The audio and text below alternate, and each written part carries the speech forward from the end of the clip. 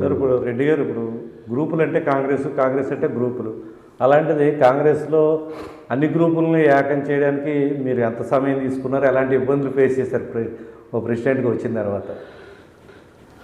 ఏమంటే గ్రూపులు అనేవి ప్రతి రాజకీయ పార్టీలు ఉంటాయి. గ్రూపులు అంటే ఏం కాదు, ఆధిపత్య పోరు, నాకు పవర్ కావాలి, నాకు ఆధిపత్యం కావాలి అని అందరూ అనుకుంటారు. ఇప్పుడు తెలుగుదేశం ఉంది, వాదిరెడ్డి వాసు గారు బుచ్చి చౌదరి పడదు. పోనీ వైఎస్ఆర్ పార్టీ ఉంది, మార్గాని భర్తకి జక్కంపూడి రాజయ్య పడదు. అలా ప్రతి పార్టీలోనూ వర్గపోరు, నాకు ఆధిపత్యం కావాలని వర్గపోరు ఉంటుంది. దాన్ని గ్రూపులు అంటారు, అవసరమైనప్పుడు కలుపుతూ ఉంటారు, తర్వాత విడిపోతూ ఉంటారు.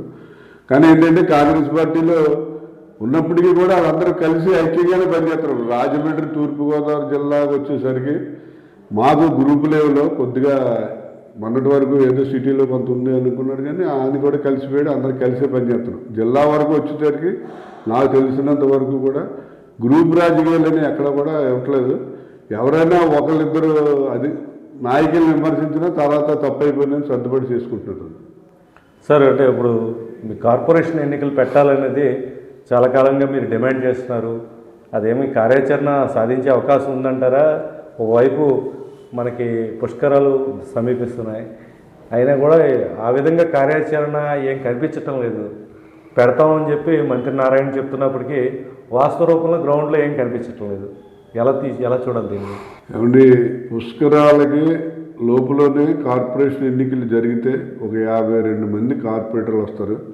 ఆ కార్పొరేటర్లో ఏ వార్డులో ఎలాంటి డెవలప్మెంట్ చేయాలనేది ఒక నిర్ణయాల మీద ఉండి వాళ్ళందరూ కలిసి సమైక్యంగా పుష్కరాలు సక్సెస్ఫుల్గా చేయడానికి అవకాశం ఉంటుంది. ఇదే విషయాన్ని నేను పదే పదే చాలాసార్లు చెప్పడం జరిగింది. కానీ ఇక్కడ వచ్చిన విషయం ఏంటంటే నారాయణ గారు యాక్సెప్ట్ చేస్తున్నాడు, మంత్రి నారాయణ గారు ఎలక్షన్ పెట్టాలి. చంద్రబాబు నాయుడు గారు కూడా చెప్పాడు, ఆయన ఇంకా చాలా బ్రాడ్గా చెప్పాడు చంద్రబాబు నాయుడు గారు. కొంతమంది కోర్టుకు వెళ్ళారంటే ఎలక్షన్ కుదరదండి అది ఇదని చెప్పి ఆయన దగ్గరికి వెళ్ళి చెప్తే ఆయన ఒకటి చెప్పాడు. ఎవడైతే కోర్టుకు వెళ్ళాడు ఏ విలేజ్ నుంచి విలేజ్ ఎక్స్క్లూడ్ చేసండి, మిగతా ఎన్నికలు పెట్టండి వైఆర్ డిలే అని చెప్పి కూడా చంద్రబాబు నాయుడు చెప్పాడు. ఆయన కూడా పాజిటివ్గానే ఉన్నాడు. కానీ కొంతమంది లోకల్గా ఉన్నటువంటి నాయకులు వాళ్ళ లబ్ధి కోసం, ఎందుకంటే సింగిల్ మెన్ ఆర్మీ అయిపోతే ఏంది ఇప్పుడు ఇలా మొన్నటిదాకా 1500 కోట్లు అన్నారు. మొన్న పురంధేశ్వరి స్టేట్మెంట్ ఇచ్చింది 5000 కోట్లు అన్నారు. 5000 కోట్లు అంటే ఇంకా ఏంటి అసలు? అది సింగిల్ మెన్ ఆర్మీలో కమిషనర్ పక్కన కూర్చోబెట్టి 5000 కోట్లు అంటే ఇంకా మరి మనం ఊహించలేని విధంగా ఉంటుంది అది. అందు గురించి అది కరెక్ట్ కాదు. పుష్కరాల ముందు ఎన్నికలు జరగాలి, జరుగుతాయని కూడా నేను అనుకుంటున్నాను. ఎందుకంటే నారాయణ గారు కూడా పాజిటివ్గా ఉన్నాడు, ఆయన ఎన్నికలు జరిపించేస్తాం పుష్కరాల ముందు అని. నా ఉద్దేశం ప్రకారం 2026 జూన్ జూలైలో రాజమండ్రి మున్సిపల్ కార్పొరేషన్కి ఎన్నికలు జరుగుతాయని చెప్పి నేను అనుకుంటున్నాను. ఒకవేళ 2026 జూలై లోపల కూడా ఎన్నికలు జరిపించకపోతే మాత్రం కోర్టుకు వెళ్ళి ఎన్నికలు జరిపించమని ఆర్డర్ మాత్రం పట్టుకొస్తాం. అంటే దానికి సిద్ధంగా ఉందా కార్యాచరణ ప్రణాళిక? నెక్స్ట్ ఇయర్కి మీ ప్లానింగ్ ఏంటి సార్? ఏమంటే ఏసీవీ రెడ్డి గారు కాంగ్రెస్ పార్టీ మున్సిపల్ చైర్మన్గా నిలబడ్డాడు. ఆవేళ నేను పార్టీ నేనే లీడ్ చేశాను, నేను general secretary. Telugu Desam full powerful NT Rama Rao మేము నిరసన ప్రదర్శన చేయడానికి వాటర్ వర్క్స్ దగ్గర వెళ్తే మమ్మల్ని తెలుగుదేశం వాళ్ళు కొట్టి సర్వీసులు అంత పవర్ఫుల్గా ఉండేవారు. అటువంటి టైంలో 42 మంది కార్పొరేటర్ కౌన్సిలర్స్, 42 కౌన్సిలర్స్కి మేము 32 మంది ఏసీరెడ్డిని చైర్మన్ పెట్టి గెలిపించాం. ఆవేళ మేము కౌన్సిలర్గా నిలబెట్టినాడు. ఒకడికి చెప్పుల్లో నామినేట్ చేస్తానికి రారాని తీసుకెళ్తే పోతులు చచ్చారు అన్నాడు. జోడు లేకుండా వచ్చేయడు రండి, లేదండి అయ్యారు అన్నాడు. రారా బాబు అని కొనిచ్చాడు. అలాగే ఇంకొక అతను సంటిబాబు, వాడు అతను కారు మీద ఎందులో ఉండిపోయాడు. ఆడు బనీలతో వచ్చేసాడు నామినేట్ చేయడానికి. వరకు సొక్క వేసుకోవాలంటే ఆడికి 50 రూపాయలు ఎట్టి అప్పుడు సొక్క కొని వేసి తీసుకెళ్ళి అలాగే అసలు సొక్క జోళ్ళు బనీళ్ళు ఏమి లేని వాళ్ళు కూడా అందరు నిలబెట్టి వాళ్ళు కూతురు సత్యనారాయణ కానివ్వండి, లేదా పరశురామ్ కానివ్వండి, ఏడుది గణేశ్వరం కానివ్వండి, ఎవరు కూడా ఒక ఫైనాన్షియల్గా చాలా వీక్, మామూలుగా కాదు.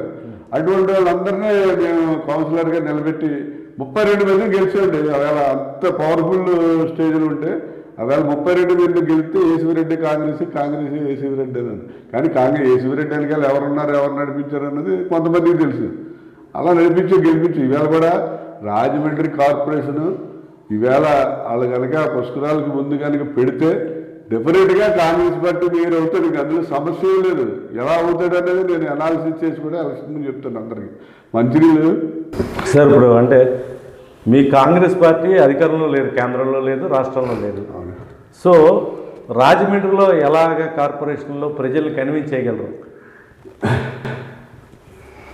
ఏమంటే మీరున్నారు, మీరు గోదావరిలోకి వెళ్ళి పుస్తకాలు స్నానం చేస్తారు చేయరా? చేయాలిగా, చేస్తారు కదా. చేయాలి, నీళ్ళైనా తెలుగు. చేసిన తర్వాత అక్కడ ఆస్మానం చేయాలి కదా. గోదావరిలో నీళ్ళతో ఆస్మానం చేయాలి. వేళ గోదావరిలో స్నానం చేయాలన్నా మీరు కానీ, మీ పిల్లలు కానీ, మీ మనవలు కానీ, లేకపోతే మీ తల్లిదండ్రులు కానీ గోదావరిలో స్నానం చేయాలి, ఆ నీళ్ళతో ఆస్మానం చేయాలంటే ఒక టీకే విశ్వేశ్వరంటే చేయగలండి, ఇంకెప్పుడు చేయలేడు. ఎందుకంటే ఈ గోదావరి 3 రకాలుగా పొల్యూషన్ అవుతుందండి. నెంబర్ 1 మురికి నీరు వచ్చేసి రాజమండ్రిలో 57 MLD 70 MLD మనం పంప్ చేసి బయటికి పంపిస్తున్నాం. ఏది వాటర్ ట్యాంకుల ద్వారా, ఓవర్ హెడ్ ట్యాంకుల ద్వారా ప్రజలకి.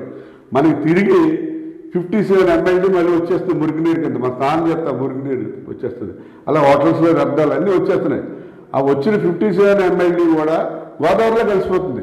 ఇప్పుడు నేను ఏదైతే నిరాహార దీక్ష చేశానో దానికి ఏంటంటే ఆ వాటర్ అదంతా కూడా పైప్ లైన్ ద్వారా ఉక్కుంపేట తీసుకెళ్ళి ఉక్కుంపేటలో శుద్ధి చేసి వచ్చిన వేస్ట్ కడిగి మొక్కలకి నర్సరీలకి సప్లై చేస్తున్నారు. వచ్చిన మంచినీళ్ళు తీసుకొచ్చి ధవళేశ్వరం అవతల కలుపుతున్నారు. అంటే ఒక 50% ఆల్మోస్ట్ మురికి నీరు రాజమండ్రిలో వచ్చిన మురికి నీరు మళ్ళీ రాజమండ్రి గోదావరిలోకి రావట్లేదు.